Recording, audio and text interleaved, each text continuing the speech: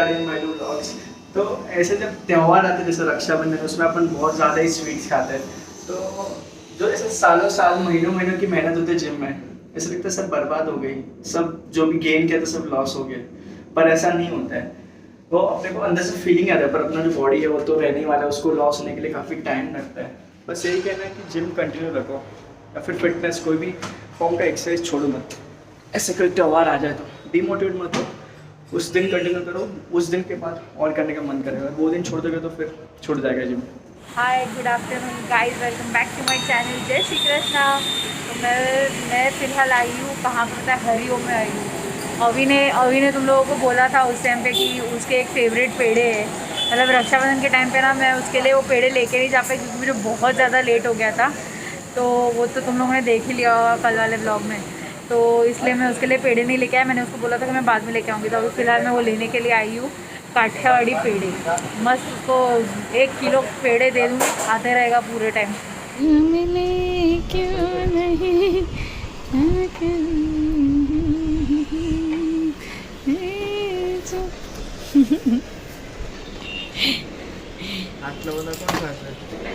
तू 1 किलो ठूस ठूस, 1 किलो ठूसते बैठ।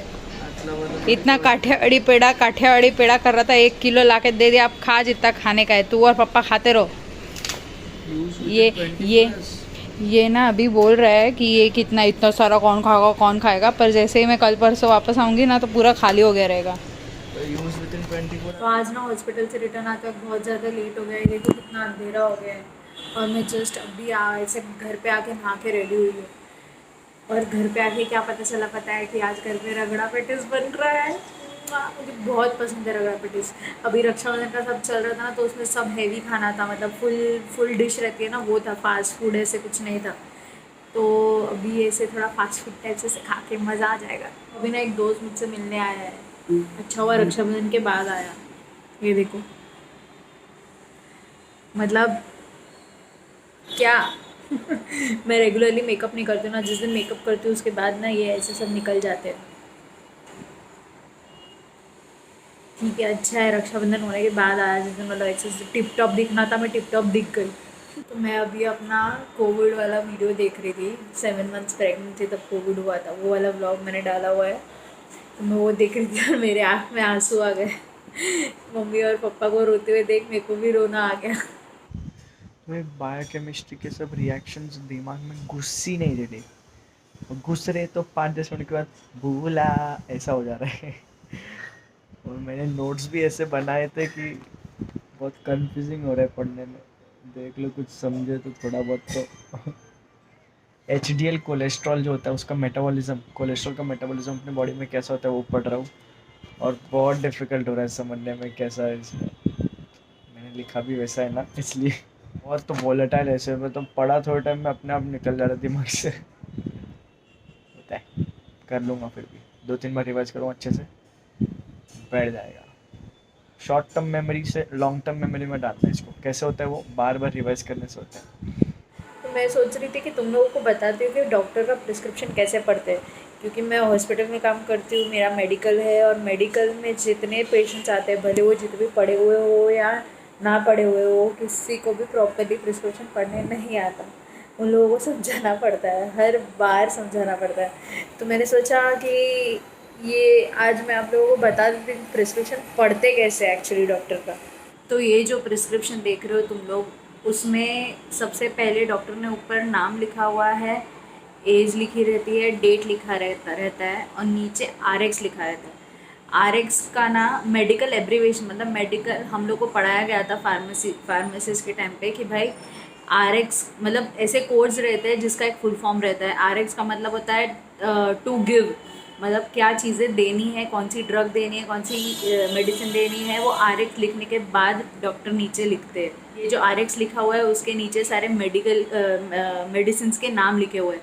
तो ये जो मेडिसिन है उसमें भी कैसे डॉक्टर ने लिखा रहेगा मेडिसिन का नाम इंटू जितना डेज इनको लेना है, और उसके नीचे लिखा रहेगा कि कितने टाइम लेना है। फर्स्ट वाला ये रहेगा 1, उसका मतलब मॉर्निंग, दोपहर, सुबह, दोपहर और रात।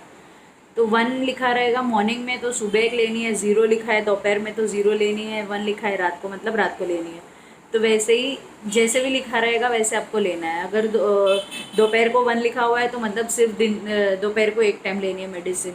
अगर खाना खाने से पहले लेनी है तो डॉक्टर लिखेगा BBF as in before breakfast. अगर खाने के बाद लेनी है तो AD मतलब आफ्टर डिनर या आफ्टर लंच, जैसे भी रहेगा वो डॉक्टर स्पेसिफाई करके रखेंगे। फिर डॉक्टर नीचे फॉलोअप की डेट लिखेंगे, नीचे एक साइन रहेगी डॉक्टर की, साइन नहीं रही तो वो प्रिस्क्रिप्शन वैलिड नहीं होता है। डॉक्टर की साइन रहनी चाहिए। और बहुत सारे ऐसे ड्रग्स होते हैं जो शेड्यूल ड्रग्स में आते हैं, जो विदाउट प्रिस्क्रिप्शन किसी को नहीं दिए जाते, मतलब जैसे नींद की गोली रहती है या एक्स्ट्रा बहुत सारी ऐसी मेडिसिन है जो विदाउट प्रिस्क्रिप्शन, डॉक्टर के प्रिस्क्रिप्शन के बिना नहीं दी जाती है।